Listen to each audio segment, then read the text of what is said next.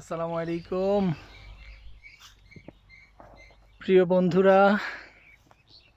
আজকে এই মুহূর্তে একটি অসাধারণ একটি পরিবেশ, গ্রামীণ পরিবেশ। মাঠের ভিতরে প্রচুর গরু ছাগল, এরা যে ঘাস খাচ্ছে এবং ঘাসগুলো যে এত সুন্দর ঘাস, যার কারণেই বলা হয় যে এই যে গরু একটা ছুটে গিয়েছে, দৌড়ে চলে যাচ্ছে, কৃষক পিছনে আছে। এই যে কৃষক যাচ্ছে, এখন প্রায় সন্ধ্যা হতে চলেছে। সূর্যটা দেখা যায় কিনা একটু দেখি। ডুবু ডুবু ভাব, মানে ডুবে যাচ্ছে প্রায়। তো এই হচ্ছে আজকের এই পরিবেশটা। তো গ্রামে যে গরু এবং ছাগলগুলো আছে, আসলেই তারা যে একদম পিওর খাবার খায়।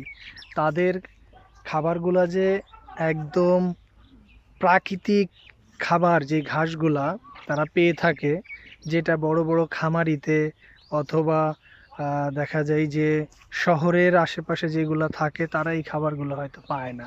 তো এই মাঠটাতে দেখেন যে কি পরিমাণ সবুজ ঘাস, ঘাসে ভরে গেছে এবং একরকম, প্রত্যেকটা ঘাস একই রকম দেখতে, একই রকম। হ্যাঁ, মানে জমিতে কোনো উঁচু নিচু নাই, সমান মনে হচ্ছে। দেখেন কত সমান একটি পরিবেশ, এই যে সমান দেখা যাচ্ছে। এদিকে দেখেন এই যে কত কত ঘাস। আসলে এগুলা গ্রামে না আসলে দেখা যায় না, এবং গ্রামের এই যে পশুগুলা মানুষ জবাই করে খায়, তারা যে একটা পিওর পিওর যে গোশতের স্বাদ সেটাই পায়। আমরা হয়তো শহরে অনেক সময় যে গোস্তটা খাই, তাতে হয়তো পানি থাকে প্রচুর পরিমাণে, যার কারণে এটা টেস্ট অন্যরকম থাকে। তো সবাইকেই বলবো, গ্রামে আসবেন, ঘুরে যাবেন। যার যার গ্রাম আছে, যত বেশি পারেন গ্রামে আসবেন, যত সময় দিতে পারবেন তত ভালো। যেমন এই যে খালি পায়ে আমি হেঁটে বেড়াচ্ছি ঘাসের ভিতরে। এইটা মাটির সাথে একটা কানেক্ট, এই কানেক্টটা পাওয়া যায়।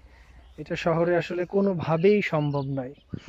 এখানে চাঁদও আছে, সূর্য ডুবে গেছে, চাঁদও আছে, চাঁদটাও দেখা যাচ্ছে না হালকা করে। তো তো যাই হোক, ঠিক আছে, সবাই ভালো থাকবেন এবং যার যার গ্রামে তার তার দাওয়াত রইলো, অথবা আমার এখানেও আসবেন সময় সুযোগ করে, একসাথে আমরা ঘুরে বেড়াবো, আনন্দ করব।